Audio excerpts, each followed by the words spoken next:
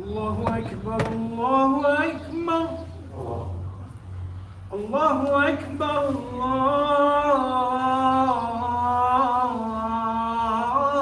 الله أكبر أشهد أن لا إله إلا الله أشهد أن لا إله إلا الله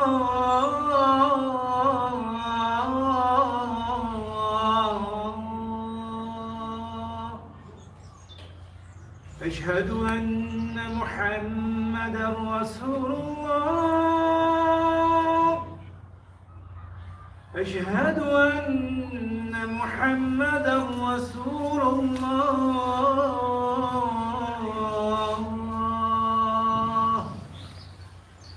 حي على الصلاة حي على الصلاة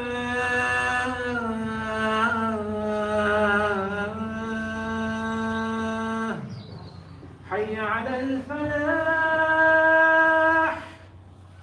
حي على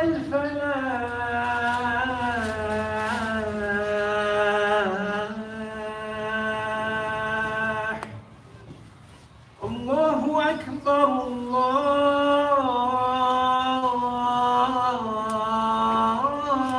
الله أكبر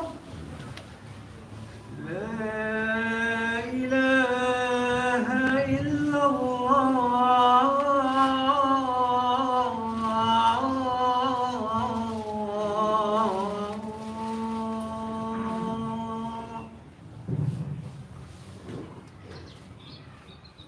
إن الحمد لله نحمده ونستعينه ونستهديه ونستغفره ونعوذ بالله من شرور أنفسنا ومن سيئات أعمالنا من يهد الله فهو المهتدي ومن يضلل فلن تجد له وليا مرشدا وأشهد أن لا إله إلا الله وحده لا شريك له وأشهد أن محمدا عبده ورسوله اللهم صل على سيدنا محمد وعلى آله وصحبه وسلم تسليما قال الله تعالى في كتابه العزيز بعد أعوذ بالله من الشيطان الرجيم بسم الله الرحمن الرحيم وهزي إليك بجذع النخلة تساقط عليك رطبا جنيا.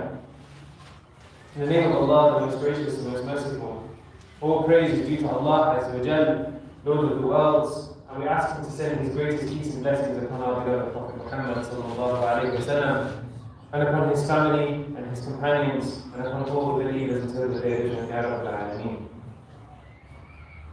Maryam, may Allah be pleased with her, the mother of Jesus, shortly after she gave birth, she, of course, had to feed herself and drink.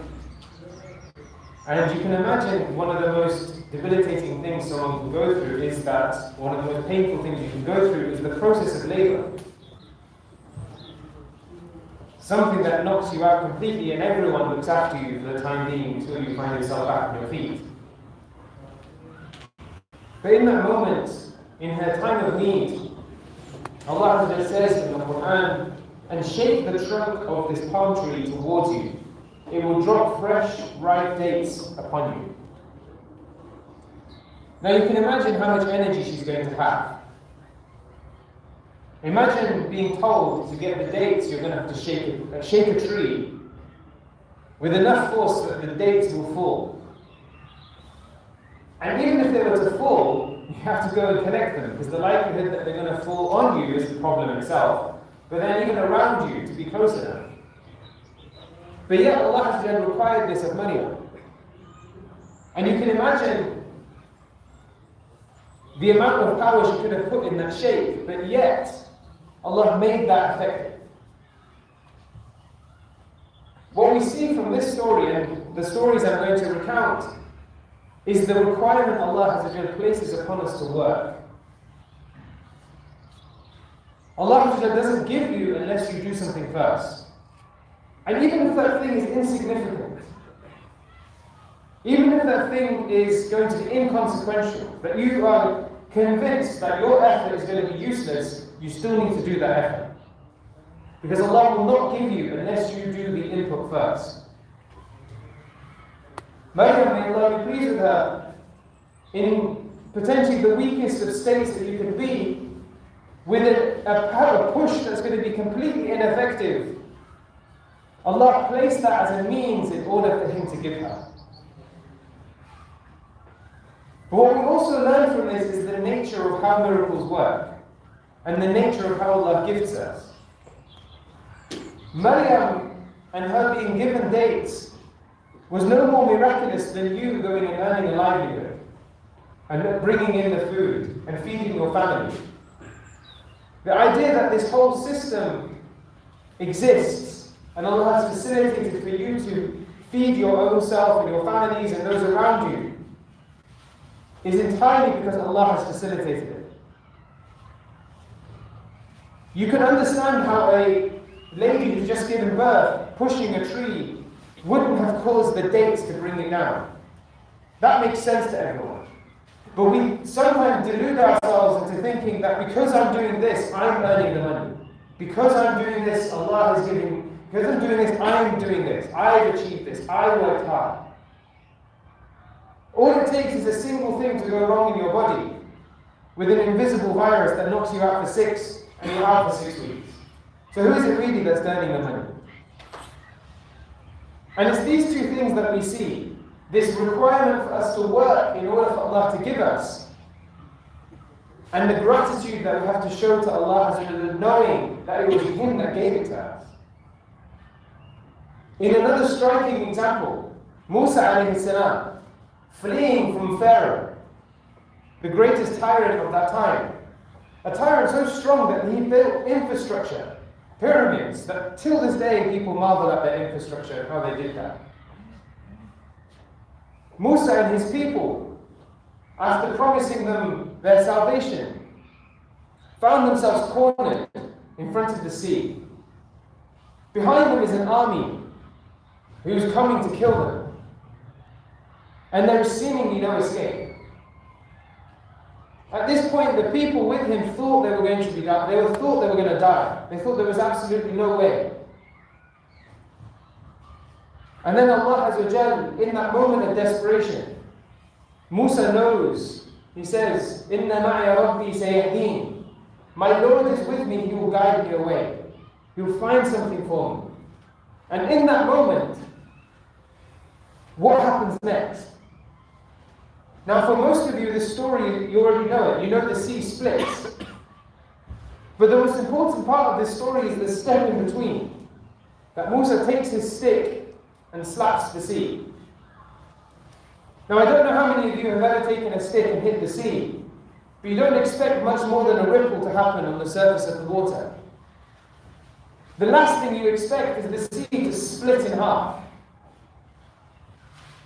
Now, that's half the story. It splits in half, but it's split in half for you and for the person chasing you. How are you going to escape? How are you going to ensure that all your people can cross in time without it closing again? Musa alayhi salam was required to do that effort. A useless effort in tapping or striking the sea with a staff, with a wooden stick. But he needed to do that. And without it, Allah Azza wa Jalla would not have gifted him this miracle. Allah Azza wa Jalla says, فَأُوحِينَا إِلَى مُوسَى أَنْ أَضْرِبْ بِعَصَاكَ الْبَحْرَ فَانْفَلَقَ فَكَانَ كُلُّ فِرْقٍ كَالطَّوْدِ الْعَظِيمِ. So we inspired Moses, strike the sea with your staff, and the sea was split.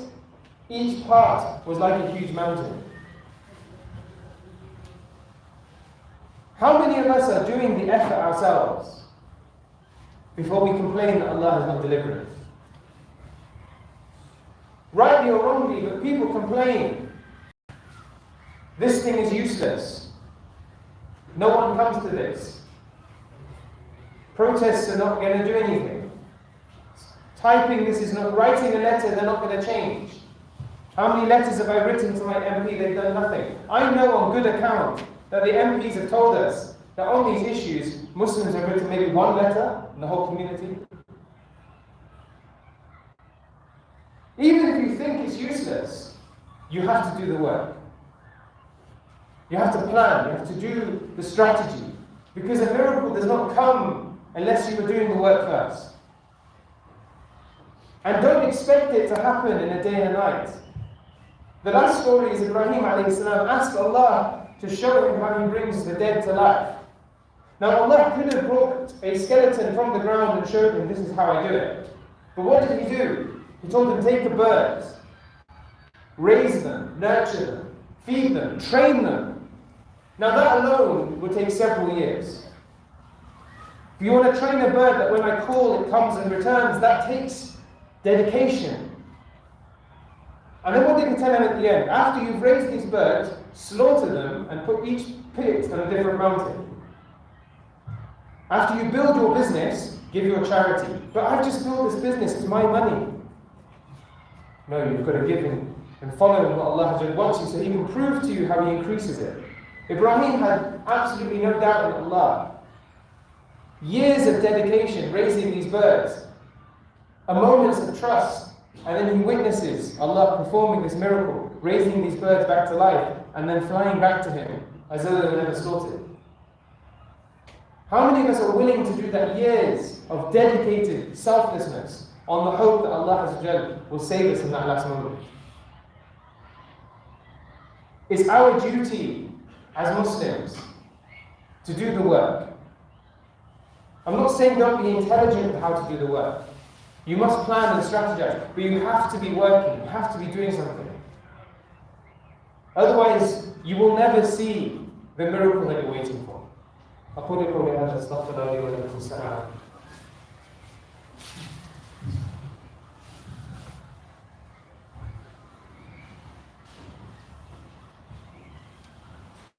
إن الحمد لله نحمده ونستعينه ونستهديه ونستغفره ونعوذ بالله من شرور أنفسنا ومن سيئات أعمالنا من يهد الله فهو المهتدي ومن يضلل فلن تجد له وليا مرشدا وأشهد أن لا إله إلا الله وحده لا شريك له وأشهد أن محمدا عبده ورسوله اللهم صل على سيدنا محمد وعلى آله وصحبه وسلم تسليما اللهم اغفر للمؤمنين والمؤمنات والمسلمين والمسلمات الأحياء منهم والأموات إنك سميع مجيب الدعوات. Oh Allah, we ask you to give us that certainty of your actions, Ya Rabb. Oh Allah, we ask you to make us people of action. Oh Allah, we ask you to answer our du'as through our action and through our sincerity, Ya Rabb al-Alameen, and to make us pure of intention, Ya Rabb al-Alameen.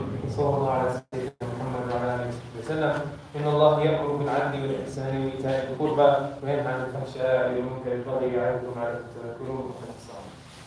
الله أكبر الله أكبر أشهد أن لا إله إلا الله أشهد أن محمد رسول الله حي على الصلاة حي على الفلاح قد قامت الصلاة قد قامت الصلاة الله أكبر لا إله إلا الله. الله أكبر.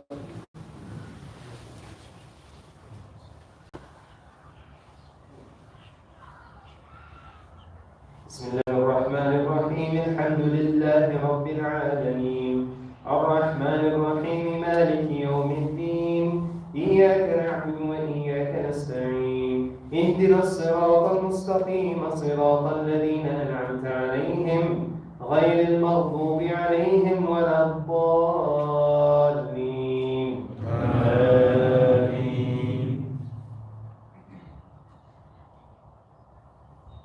بسم الله الرحمن الرحيم ألهاكم التكاثر حتى زرتم المقابر كلا سوف تعلمون ثم كلا سوف تعلمون كلا لو تعلمون علم اليقين لترون الجحيم ثم لترونها عين اليقين ثم لتسألن يومئذ عن النعيم. الله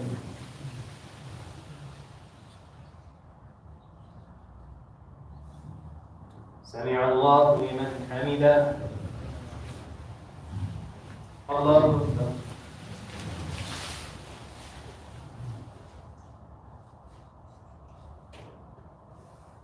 الله أكبر. الله أكبر.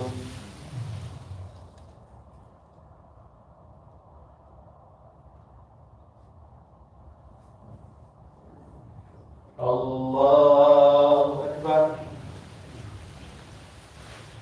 بسم الله الرحمن الرحيم. الحمد لله رب العالمين الرحمن الرحيم مالك يوم الدين إياك نعبد وإياك نستعين اهدنا الصراط المستقيم صراط الذين أنعمت عليهم غير المغضوب عليهم ولا الضالين آمين. بسم الله الرحمن الرحيم. تبت يدا أبي لهب وتب ما أغنى عنه ماله وما كسب سيصلى نارا ذات لهب وامرأته حمالة الحطب في جيدها حبل من مسد. الله.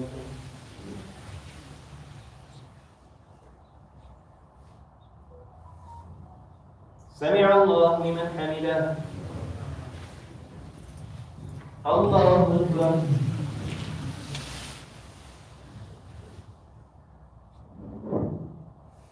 الله أكبر. الله أكبر.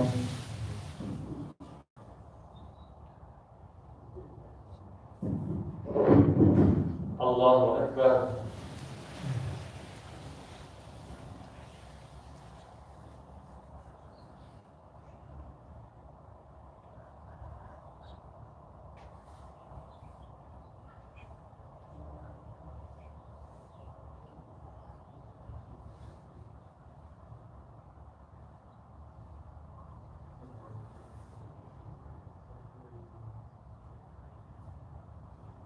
السلام عليكم ورحمة الله.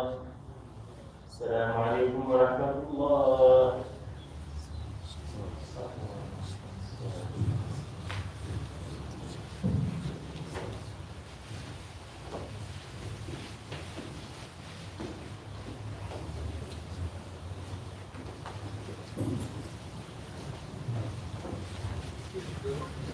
Excuse